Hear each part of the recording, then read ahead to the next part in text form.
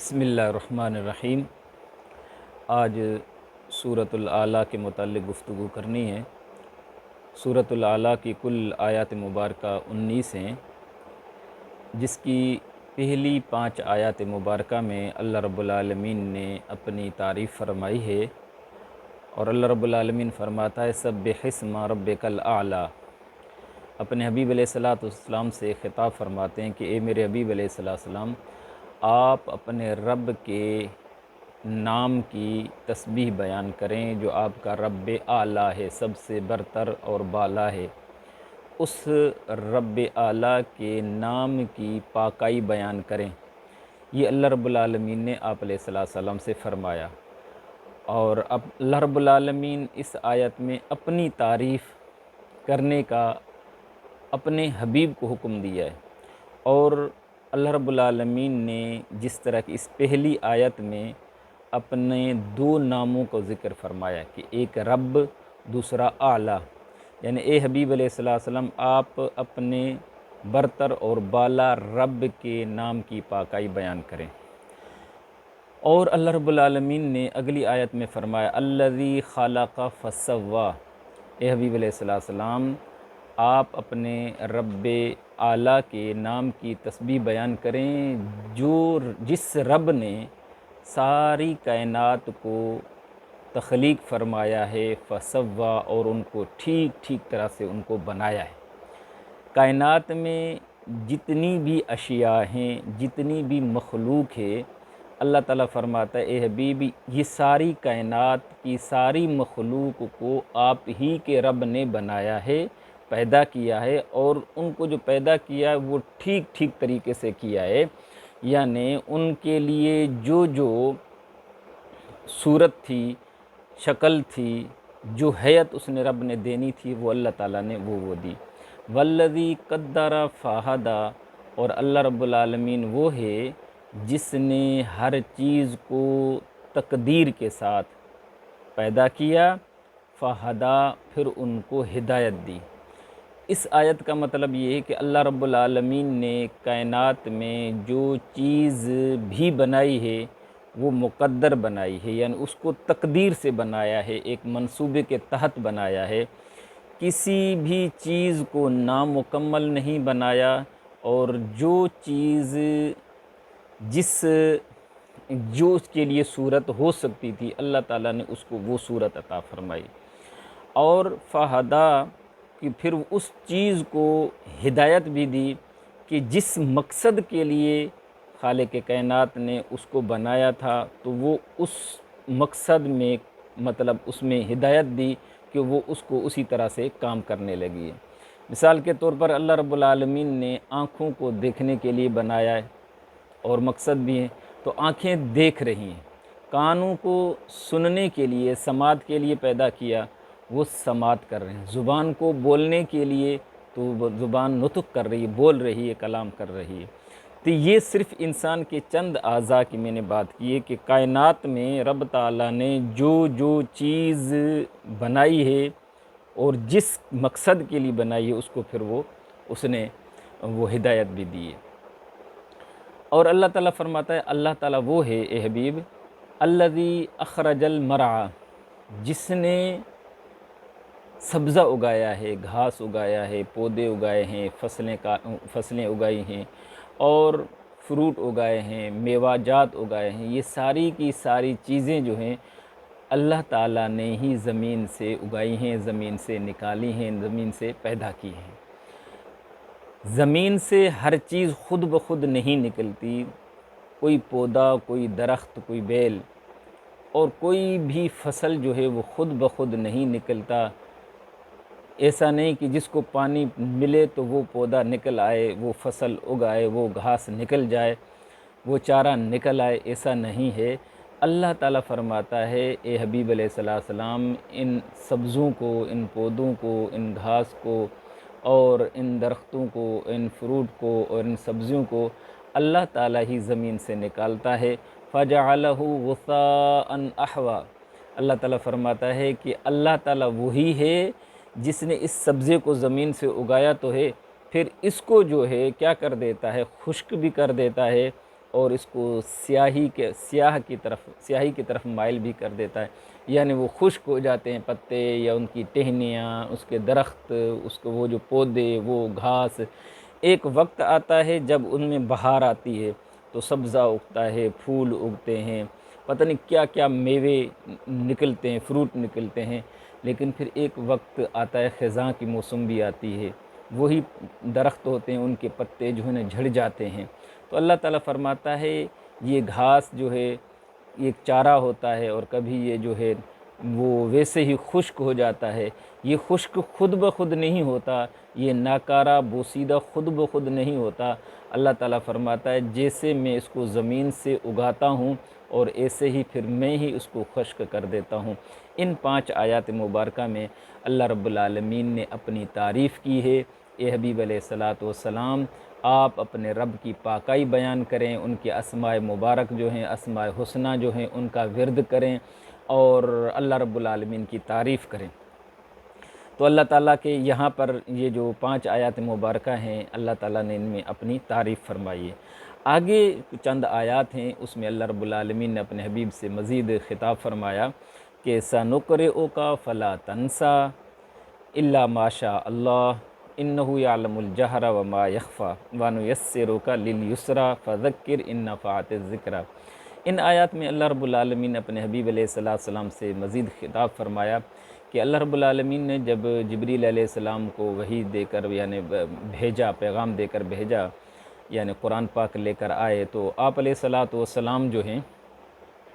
تو جب وحی کو سنتے تھے، آیات مبارکہ سنتے تھے، تو آپ علیہ السلام ان کو یاد کرنے کی کوشش فرماتے تھے۔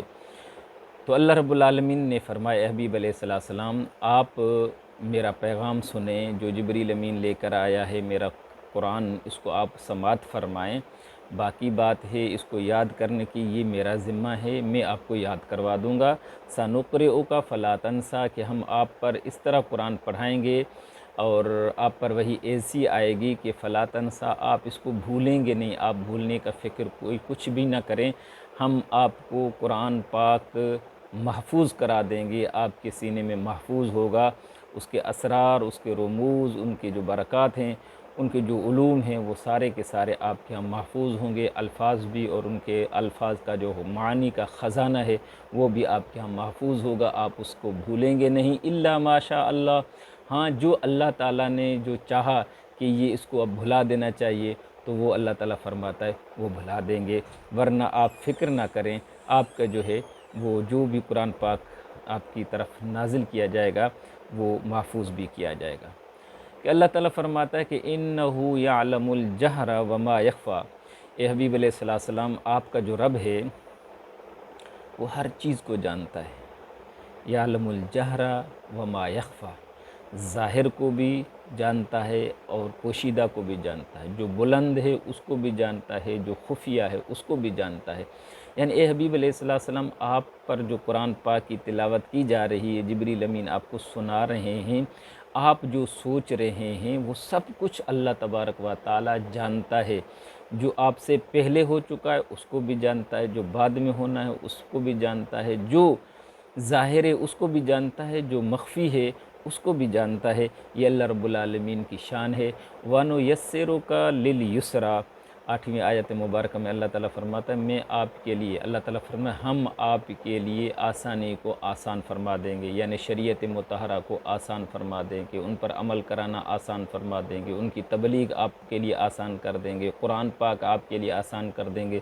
قرآن پاک کا سمجھنا آپ کے لیے آسان کر دیں گے، قرآن پاک کے رموز ہیں، جو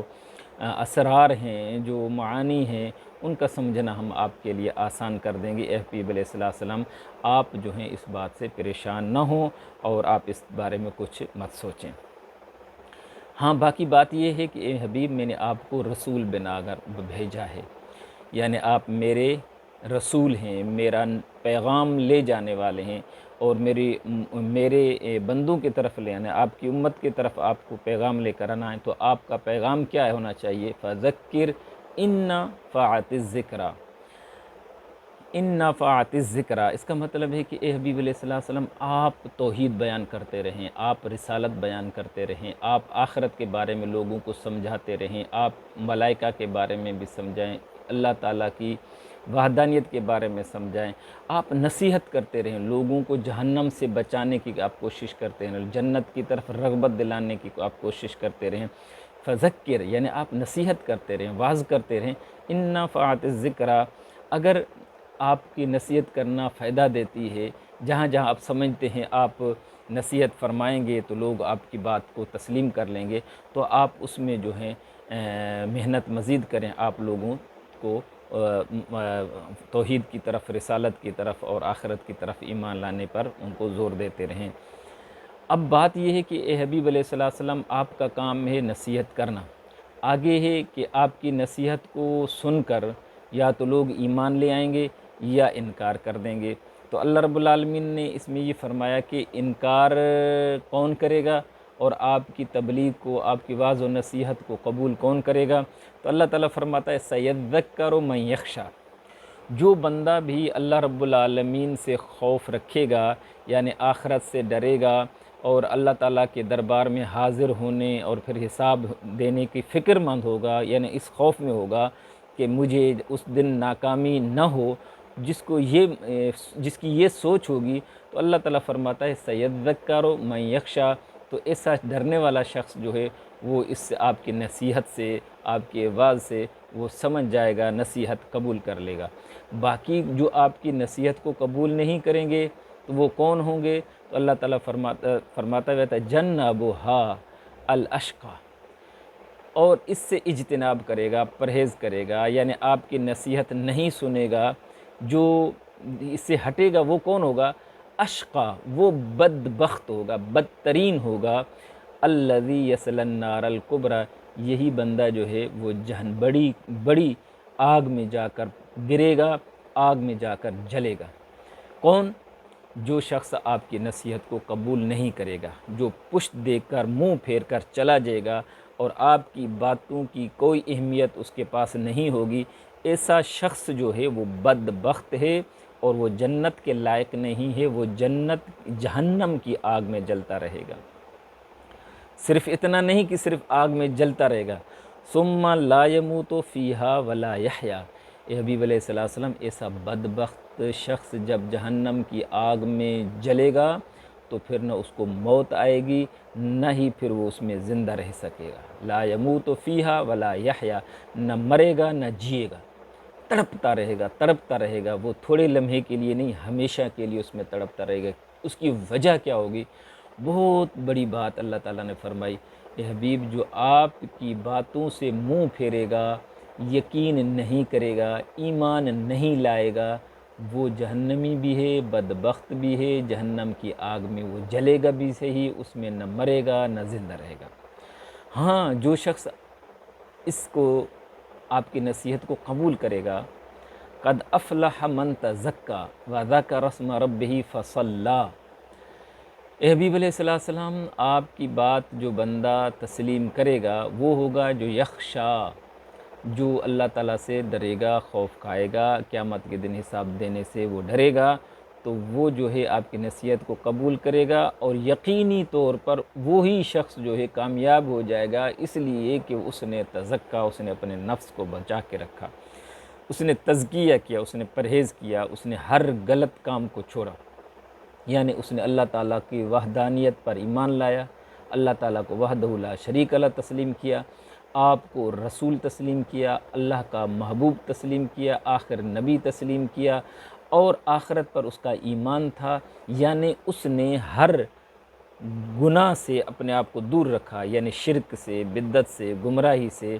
آپ کی نافرمانی، ان چیزوں سے وہ کیا دور رکھا، اس نے اپنے آپ کو پاکیزہ کیا، تو اللہ تعالیٰ فرماتا ہے وہ کامیاب ہو گیا۔ ایک تو اس نے ایمان پکا لایا، وَذَكَرَ اسْمَ رَبِّهِ،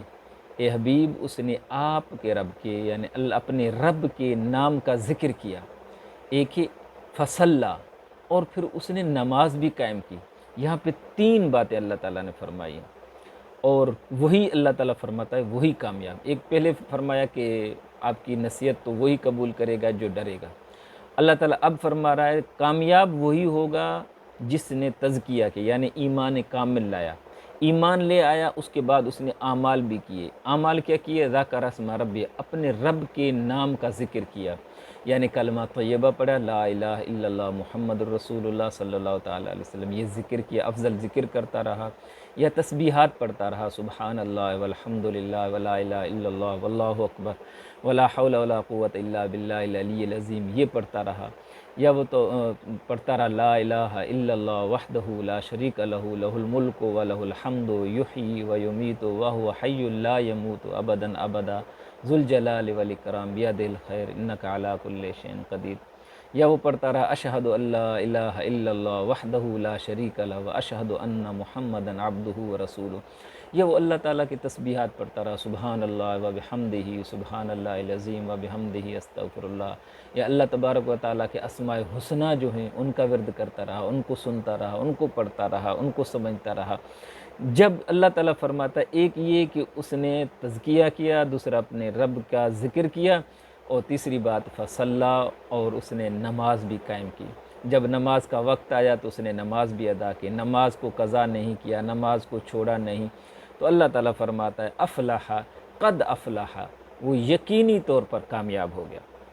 یہ تو اللہ تعالیٰ نے اپنے حبیب علیہ السلام سے یہاں تک بات کی۔ آگی جو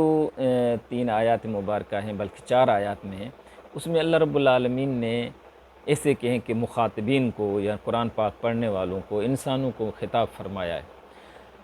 کہ اے لوگو بل تؤثرون الحیات الدنیا والآخرۃ خیر و ابقیٰ، تم لوگ جانتے بھی ہو ایک دنیا ہے ایک آخرت ہے، اور تمہیں پتہ ہے کہ دنیا میں تم ہمیشہ نہیں رہو گے اور آخرت میں تم ہمیشہ رہو گے، اور دنیا کی آسائش، دنیا کی لذات اور دنیا کی نعمتیں جو ہیں یہ فانی ہیں، ان میں بقا نہیں ہے، یہ ابدی نہیں ہے، یہ کچھ وقت کے لیے پھر ختم ہو جائیں گی، یا آپ چلے جائیں گے یا نعمتیں آپ سے زائل ہو جائیں گی، لیکن یہ ہمیشہ نہیں رہیں گی۔ لیکن یہ کہ آخرت جو ہے وہ اچھی بھی ہے، بہتر بھی ہے، اس کی نعمتیں جو ہیں دنیا کے مقابلے میں بہت زیادہ بہتر ہیں، اور دنیا کی نعمتوں جو ان کے کسی مقابلے میں بھی نہیں ہیں، اور وہ آخرت جو ہے وہ اس میں بقا ہے، وہ ہمیشہ ہے۔ جب اس میں بندہ جائے گا تو اس میں نہ اس کو موت طاری ہوگی، نہ کوئی اور مسئلہ ہوگا۔ تو اللہ تعالیٰ فرماتا ہے اب چاہیے تو یہ تھا کہ تم لوگ میرے بندے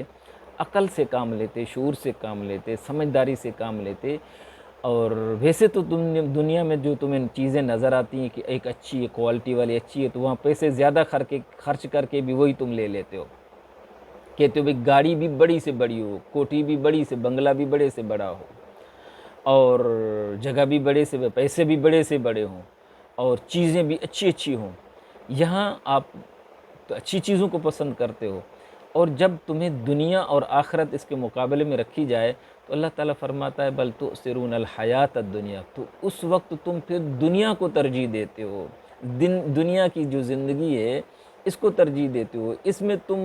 غافل ہو جاتے ہو، آخرت کو بالکل بھلا دیتے ہو، اور آخرت کے لیے تم کچھ نہیں کرتے ہو، نہ سوچتے ہو نہ اس کے لیے کچھ کرتے ہو۔